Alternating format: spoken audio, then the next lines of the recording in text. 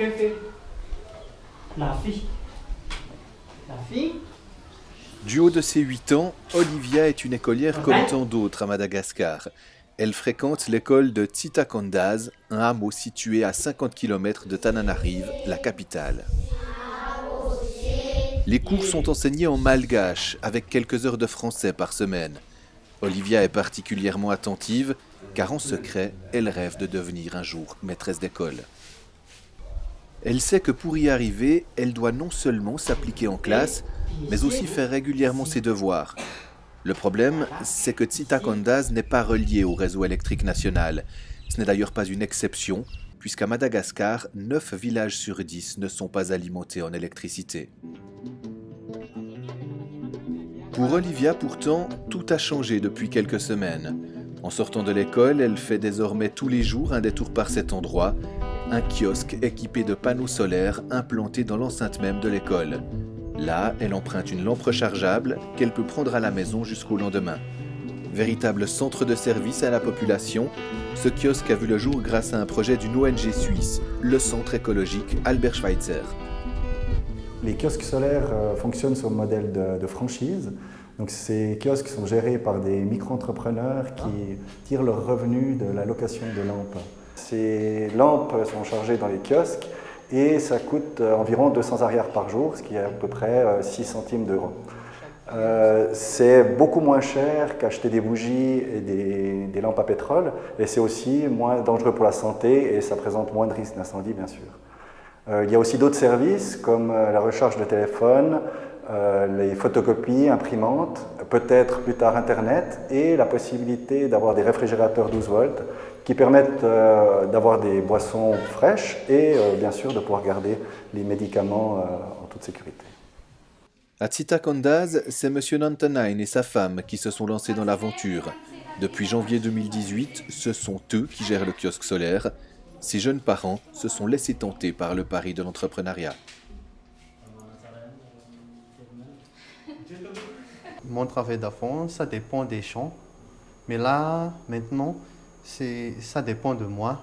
Parce que si je cherche beaucoup de clients, ça me rapportera beaucoup plus d'argent. Je suis vraiment fier.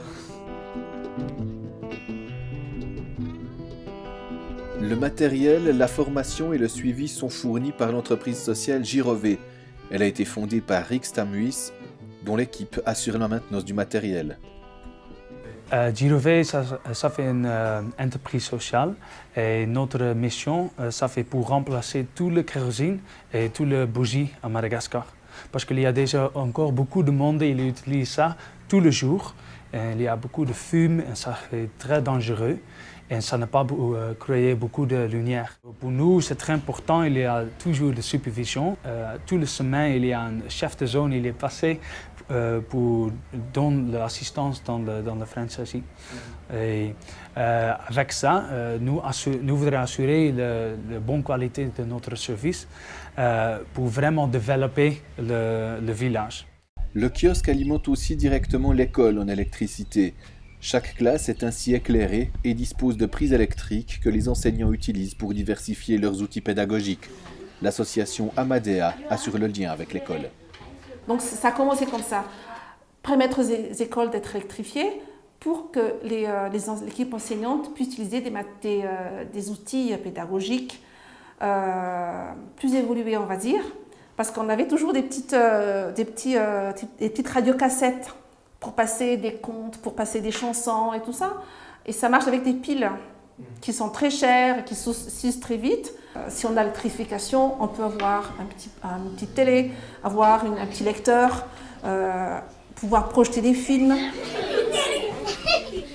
C'est vraiment un gros projet que d'avoir la lumière dans le village. Avoir la lumière chez soi sans l'odeur de pétrole, sans la bougie qui coûte cher et qui se consume à vue d'œil. Et dire il faut manger vite, il faut vite dormir parce que ça n'y aura plus de lumière dans un quart d'heure. Donc ça change totalement la vie des gens. Autre plus-value, une partie des bénéfices du kiosque revient à l'association des parents d'élèves. Elle est utilisée pour réduire les frais d'inscription annuels ou ceux liés à la cantine. une façon efficace de lutter contre la déscolarisation importante qui sévit dans le pays.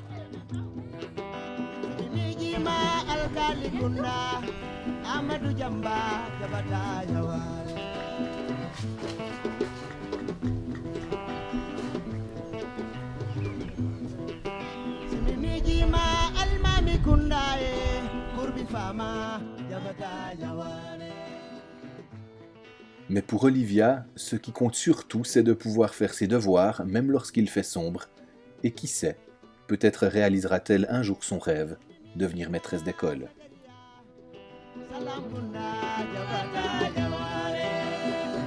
Ulo!